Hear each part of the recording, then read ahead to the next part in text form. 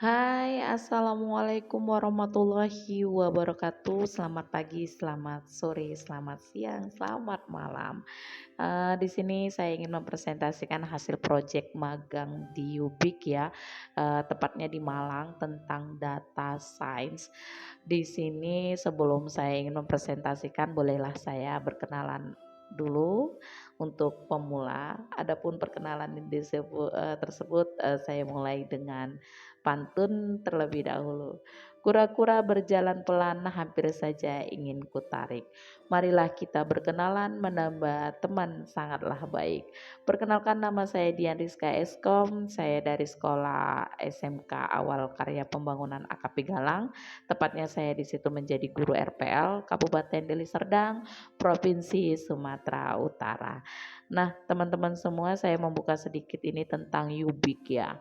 Ubik itu tempat magang yang sangat luar biasa, yang mana dalam kegiatan magang ini dan rangkaian upskilling dan reskilling di PT Ubik Universal Big Data.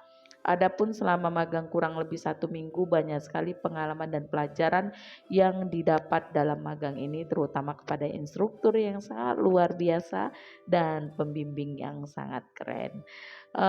Pokoknya banyak sekali ilmu-ilmu yang saya dapat dari Ubik, tepatnya di magang. Ya, di situ tuh kami diberikan 4 proyek, yang mana proyek pertama yaitu sistem rekomendasi produk e-commerce, yang kedua sistem klasifikasi berita hoaks dan tidak hoaks, yang ketiga sistem sentimen analis pemilu, yang keempat sistem trigger study. Baik, buat teman-teman semua, selanjutnya saya akan mempresentasikan dari hasil pelajaran saya yang pertama. Oke.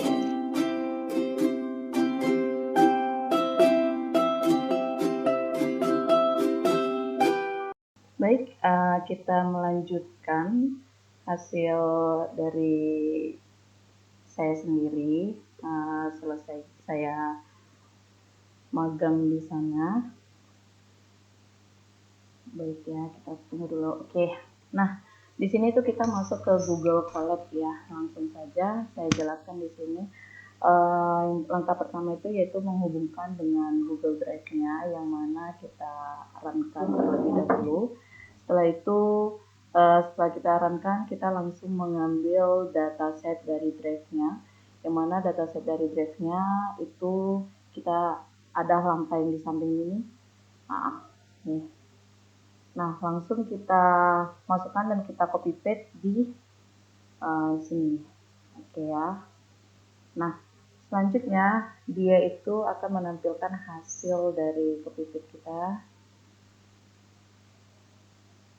Setelah itu langsung kita mengetahui nilai dan kita mencari nilai data yang kosong setelah menampilkan dari copy paste yang sudah kita terapkan di sini. Nah, kita mengetahui nilai yang kosong, kita import pandas terlebih dahulu dan kita masuk langsung ke yang kita copy paste tadi. Nah, ini dia. Nah, untuk mengetahui rows, kolom, kemudian kolom features, dan non-full. Nah, untuk mengetahui jumlah kolom baris ataupun mengetahui data yang kotor. Nah, selanjutnya setelah kita tahu, kemudian kita masuk ke mengetahui statistik data, yaitu tentang statistik data yang ada. Nah, inilah dia tampilannya. Selanjutnya untuk melihat statistik data tersebut, yaitu dari like dan dislike. Nah, di sini bisa kalian lihat, disinilah data setelah kita untuk melihat statistiknya. Nah, selanjutnya itu langkah berikutnya yaitu kita tentang membersihkan data, yang mengecek data apakah data tersebut tuh ada yang nol. Nah, selanjutnya sudah ditampilkan seperti ini, langsung saja kita menampilkan baris yang mempunyai nilai kosong. Maaf ya, ini dia kelewatan.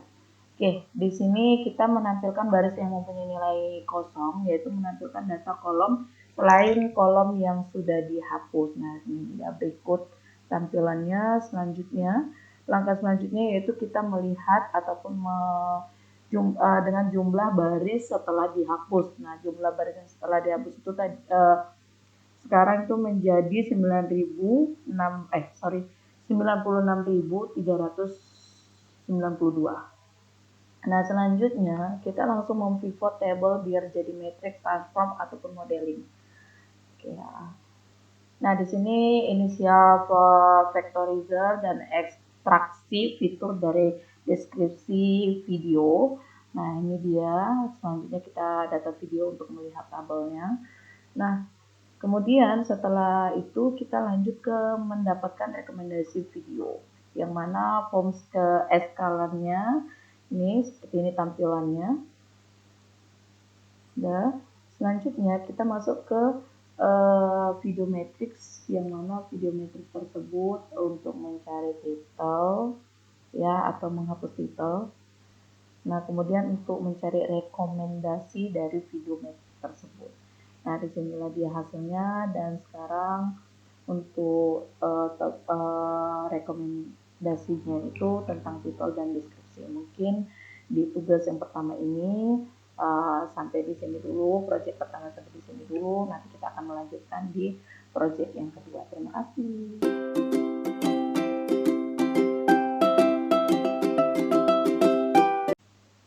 Baik teman-teman, kita langsung memasuki proyek yang kedua, yaitu tentang sistem klasifikasi tentang berita hoax atau tidak hoax. Baik, di sini langsung saja kita menghubungkan dengan Google Drive seperti biasa, dan kemudian kita langsung mengambil data dari Google Drive dan menampilkan di mata atas. Oke, setelah kita panggil, kita mencari atau mengetahui kolom yang punya nilai 0. Nah, di sini sudah dapat ya data yang mempunyai nilai 0, kemudian kita data nilsnya juga, dan selanjutnya kita untuk mengetahui jumlah kolom dan baris. Nah, di sini tuh kita sudah mengetahui jumlah kolom dan barisnya, dan langsung saja kita memvalidasi berita atau regex dan menghapus karakter untuk isian dan kolom agar lebih berisi. Sorry ya, ini tulisannya lebih bukan lebuh. Oke. Nah, di sini tuh kita langsung, nah di sini sudah ada dan ini hasilnya, dan langsung saja kita menghapus isi kolom fitur regex atau kolom title dan body. Nah, setelah itu kita menghapus kategori yang tidak kebanyakan. Nah, di sini tuh kategori yang tidak kebanyakan itu ada kategori berita dan kategori. Nah, kemudian lanjut kita sudah kita ketahui, dan lanjut kita melatih data menjadi data tren dan tes X title dan Y kategori. Oke, ini dia hasilnya. Selanjutnya kita masuk fungsi lain dari normalisasi, bisa dengan TF-IDF atau membuat vectorizer-nya. Nah, yang pertama itu adalah membuat vectorizer, dan yang kedua itu memprediksi berdasarkan logistic regression. Nah, selanjutnya ini hasilnya. Nah, yang ketiga itu memprediksi berdasarkan random forest. Kita masuk ke SQL Learn-nya. Nah, selanjutnya di sini ada memanggil model, training model, dan cek akurasi training model. Nah, selanjutnya kita melakukan klasifikasi, yang mana di sini kita perbaikan menggunakan tanda sama dengan untuk menetapkan prediksi RF ke variabel, terus kemudian RF memperbaiki pemformatan string dan menampilkan prediksi langsung. Oke, di sini bisa kalian lihat.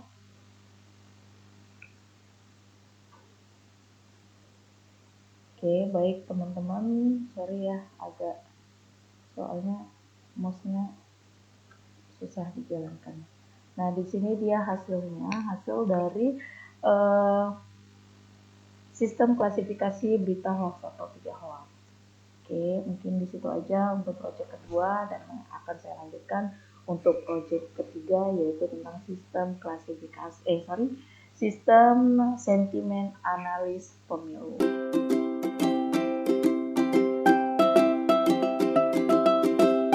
Lanjut kita itu tentang proyek yang ketiga, yaitu tentang sistem sentimen analisis pemilu, yang mana kita tuh mencari siapa yang memiliki sentimen yang paling positif. Berikut proyek ketiganya, yaitu tentang sentimen tersebut. Nah, di sini tuh langsung kita menghubungkan dengan Google Drive seperti biasa ya. Nah, langsung saja kita mengambil dataset dari Google Drive dengan library data. Nah, setelah diimport data, selanjutnya kita jalankan. Nah, langsung kita panggil kembali Google Drive-nya untuk mengetahui data is null ataupun kita menghapus dropnya dan mengetahui is null-nya. Nah, di sini langsung kita masuk ke sorry ya, karena ini agak susah sih. Oke, nah kemudian kita masuk ke data file explore ataupun tag ya. Nah, di sini tuh untuk mencari title, tag, title, kemudian artikel text-nya. Nah, selanjutnya ini hasil dari kita melihat mana siapa yang memiliki sentimen yang paling positif, yaitu ada 3 kandidat yang mana itu ada Anies Baswedan, Prabowo Subianto, dan Ganjar Prabowo. Nah, selanjutnya setelah hasilnya tahu dan kita tuh tahu tuh paslon dengan sentimen terbaik adalah Ganjar Pranowo. Nah, di sini dia sudah terlihat ya. Mungkin di situ aja untuk proyek ketiga ini. Nanti selebihnya saya akan coba kembali dan mencari analisis yang lain.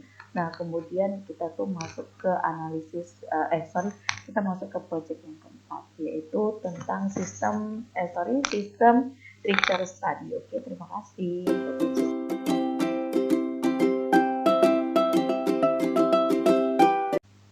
Baik, kita masuk ke project yang keempat ya, yang mana di sini adalah tentang sistem feature study, yang mana itu kita harus digunakan untuk mengetahui adakah kenaikan selama 3 tahun terakhir untuk siswa yang bekerja, kuliah, ataupun menganggur. Nah, langsung saja ini adalah prosesnya, yaitu seperti biasa menghubungkan dengan Google Drive. Kemudian kita mengambil dataset dari Google dengan library Pandas dan pro library atau menambah package lain yang diperlukan. Nah, selanjutnya ini langkahnya dan kemudian hasilnya. Dan langkah selanjutnya yaitu membersihkan sebuah data CSV, yaitu menghapus kolom Unimate 01 dan Unimate 0. Nah, di sini juga nampak ya hasilnya ya, Unimate-nya sudah tidak ada. Kemudian kita mengecek apakah data dengan nilai volume 0 dan mengetahui jumlah baris dan kolom. Nah, di sini kita sudah tahu dan data awal sebelum dihapus itu adalah 6.500, 3 kolom. Kemudian kita mengecek kembali apakah ada data yang kosong. Nah, kemudian itu kita mengecek kembali dan disinilah hasilnya, dan mengecek kembali data yang volume-nya yang sudah dihapus. Nah, data setelah dihapus itu menjadi 5.000 dan 3 kolom. Oke, selanjutnya itu membuat grup untuk data untuk grafik. Nah, di sini sudah dilihat, di sini tuh ada tahun 2019 ini hasilnya, tahun 2021 ini hasilnya, tahun 2019, tahun 2020, tahun 2021. Nah, selanjutnya kita menampilkan grafik ke repositori kita. Nah, inilah dia grafiknya, yang mana di grafik tersebut yang bekerja itu di tahun 2019 dia menurun, dan kemudian dia naik lagi 2020 ke 2021 dia menaik sedikit. Nah, kemudian di bagian yang kuliah di 2019 dia naik, kemudian di 2021 dia turun. Nah, kemudian yang merah ini, yang menganggur ya maksud saya. Yang menganggur yang merah ini di 2019 dia naik drastis pengangguran. Selanjutnya dia menurun itu perlahan-lahan di 2021. Sementara yang kuliah itu dia 2019 itu dia menurun sampai 2021, sampai dia masuk ke 2021 itu mungkin dia ada inisiatif ingin bekerja dulu atau gimana, kita nggak tahu ya. Kemudian di 2021 dia naik drastis. Inilah dia hasil dari grafik tersebut. Kemudian kita analisa dan prediksi data siswa. Nah, data siswa tersebut setelah kita analisa, ini dia setelah kita jalankan hasilnya, dan kemudian kita mencari tren data untuk melakukan prediksi. Nah, selanjutnya ini dia hasil dari tren data untuk melakukan prediksi. Kemudian dia pemodelan SVR. Nah, pemodelan SVR ini sudah tahu ya nilai hasilnya. Kemudian kita melakukan prediksi. Yang mana melakukan prediksi ini kita mengetahui pokoknya dari 2019, 2020 sampai 2021 dan kita memprediksinya di tahun 2022. Dan kemudian kita membuat insert ke kolam. Insert ke kolom maksud saya. Nah, kemudian bekerja, kuliah dan menganggur. Dan kemudian kita membuat prediksi tes. Membuat prediksi tesnya itu di tahun 2019 itu ada 4030,25 dan di yang di 2020 ada 4, di 2021 870,25. Sorry ya, yang tadi yang di atas ini adalah yang tahun 2019. Kemudian tuh selanjutnya kita membuat grafik prediksi. Grafik prediksi ini dia hasilnya. Nah, diprediksikan itu ada bekerja, melanjutkan kuliah dan menganggur. Ini dia prediksi grafik ya, antara bekerja, kuliah dan menganggur. Dan kemudian setelah kita buat grafik, kita analisa hasil akhirnya. Nah, hasil akhirnya itu ada di tahun 2022 nantinya ada sedikit kenaikan dan ada sedikit penurunan. Nah, yang bekerja itu yang warna biru ini di tahun 2020 itu dia menaik. Ya, kemudian di 2021 dia datar naiknya sedikit dan di tahun 2022 itu dia agak menurun. Nah, kemudian yang di kuliah itu di tahun 2020 dia tuh naik gitu. Kemudian di tahun 2020 sampai 2021 tuh dia naiknya lebih drastis. Mungkin orang lebih berpikir ya sekarang ya. Kemudian di 2022 itu dia agak sedikit menurun. Kita nggak tahu sih dampaknya apa, mungkin juga atau malas kuliah atau kita nggak tahu juga. Nah, kemudian itu di yang merah yang menganggur itu tetap bertahan gitu. Di tahun 2019 sampai 2020 itu dia menaik gitu untuk data yang menganggur. Kemudian tuh agak menurun sih di tahun 2021 ya, dan selanjutnya itu dia agak menaik sedikit jumlah pengangguran. Nah, di situ ini ada perubahan ya, ada prediksi perubahan dari 2022 sampai 2020 di tahun 2022 prediksinya, dan ini perbandingan dari apa namanya grafik di tahun 2019, 2020 dan 2021. Ini dia, dan kemudian perbandingannya prediksi untuk 2022 itu kita prediksinya itu adalah perbedaan gitu. Mungkin sekedar itu aja dari hasil presentasi uh, selama magang, hasil presentasi hasil bekerja kita selama magang di Universal Big Data. Nah, maaf ya kalau misalkan ada salah kata ataupun kurang jelas dalam menyampaikan materi, mungkin kedepannya akan saya perbaiki lagi dan saya akan tetap belajar. Dan terima kasih banyak pada Universal Big Data Malang yang sudah memberikan ilmu begitu banyak, tapi mungkin pengetahuan saya agak sedikit berkurang, dan tapi saya tetap akan terus belajar. Terima kasih banyak Yubik Malang. Oke, terima kasih. Assalamualaikum warahmatullahi wabarakatuh.